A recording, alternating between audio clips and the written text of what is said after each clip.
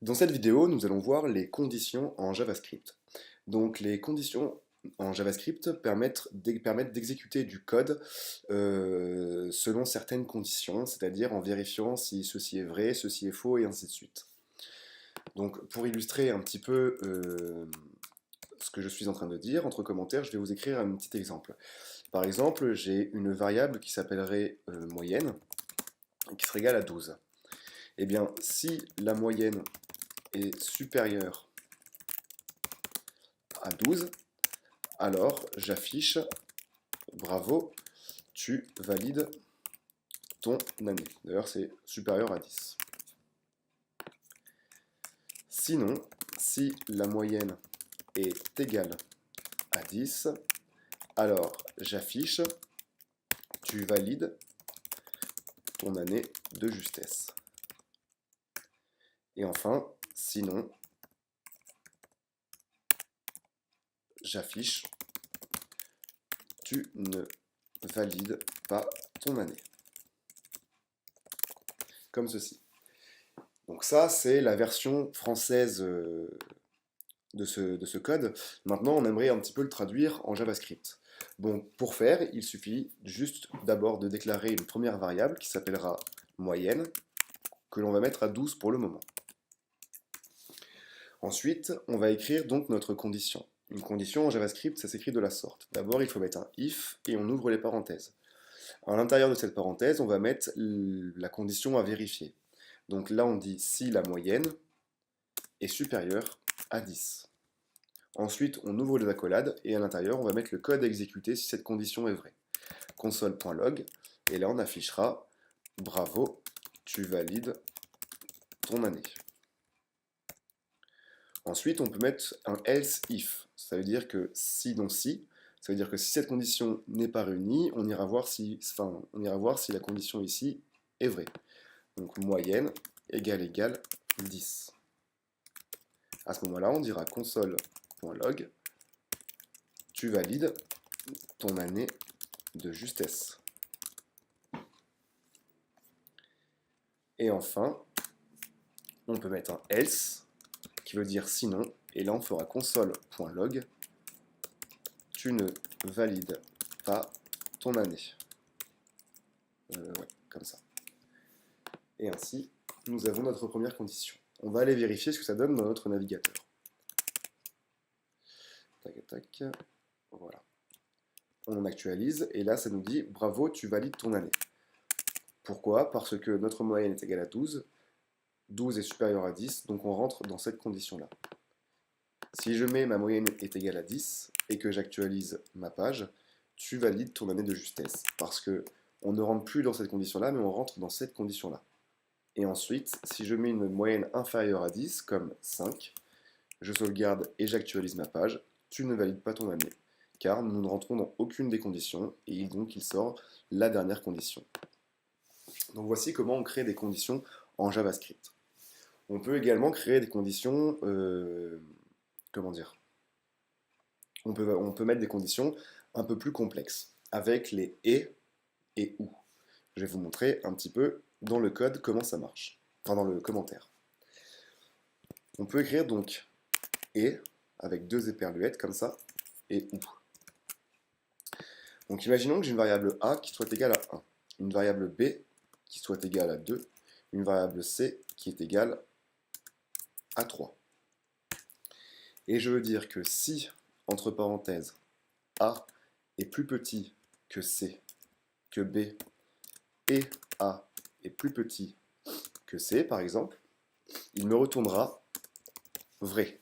Pour la simple et bonne raison que a est bien plus petit que b et que a est bien plus petit que c. Cependant, je vais copier cette ligne. Si je lui dis que a est plus petit que b mais que a est plus grand que c, alors il me retournera faux. Pour la simple et bonne raison que cette fois-ci, l'une des deux conditions n'est pas vraie. Donc quand on met le double et comme ça, il faut que les deux conditions soient vraies pour que ça retourne vrai. S'il y en a une seule des deux qui est faux, ça retournera faux. Et si les deux sont fausses, ça retournera faux également. Ensuite, il y a le ou. Donc on va prendre ceci et on va le coller ici. On garde les mêmes variables, et je lui dis ici, si A est plus petit que B et que A est plus petit que C, il me retournera true, parce que c'est vrai que les deux sont vrais. Ensuite, ici, je lui dis que si A est plus petit que B, donc 1 est plus petit que 2, ça c'est vrai, et A est plus grand que C, ça c'est faux, cependant il me retournera quand même vrai. Pour la simple et bonne raison que le OU me permet de réunir qu'une seule condition qui soit vraie. Si les deux sont fausses, ça me retournera faux. Mais là, il y en a une qui est vraie, donc ça me retourne vrai. Donc voilà, on va pouvoir faire un petit exemple avec les et les OU. Prenons un exemple simple. Je vais créer une variable qui s'appellera temp. Donc la variable temp, on va lui mettre 28 degrés. On va mettre une variable O qui, elle, sera égale à 24 degrés, comme ceci. Faisons une condition assez simple. Si la température est strictement supérieure à 28 ou strictement supérieure à 25, on va dire, pour rentrer dans la condition, et que la température, que l'eau est, on va dire, supérieure à 22, alors on fera un console.log allons à l'eau. Ensuite, je peux lui dire sinon si la température de l'eau est plus petite que 25 et l'eau, on va dire qu'elle va être plus petite que 22, on lui dira console.log, il fait un peu froid. Tout simplement.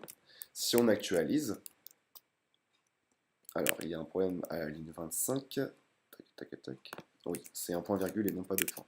J'actualise, et là il me dit allons à l'eau, parce que ma température est bien supérieure à 25 et que mon eau est bien supérieure à 22, ce qui fait que les deux conditions sont réunies et j'exécute donc ce code. Si l'une des deux était fausse, il irait vérifier ailleurs. Par exemple, si je dis que la température est égale à 22, j'actualise, il ne me donne rien. Il ne me donne rien parce que je n'ai pas mis de else. Donc le else, ça va être un peu ce qui va sortir par défaut si aucune des conditions est vérifiée. Par exemple, ici on pourrait dire nous ne sommes pas à la mer. Hop, nous ne sommes pas à la mer. Cependant, si je baisse ici la température de l'eau à 21, j'entre dans la deuxième condition et à ce moment-là, il va m'afficher il fait un peu froid. Donc voilà, il faut absolument que les deux soient vérifiés.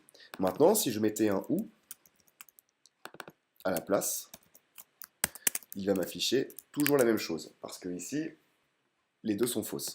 Cependant, si je mets la température à 26, celle-ci va être vraie, pas celle-ci, mais on va quand même avoir marqué allons à l'eau, parce que l'une des deux est vérifiée. Donc j'espère que vous avez compris comment marchaient les conditions. Les conditions sont extrêmement utiles en JavaScript, elles sont beaucoup utilisées par les développeurs parce qu'elles permettent de vérifier beaucoup d'arguments, beaucoup de choses dans un site. Dans la prochaine vidéo, nous verrons les boucles.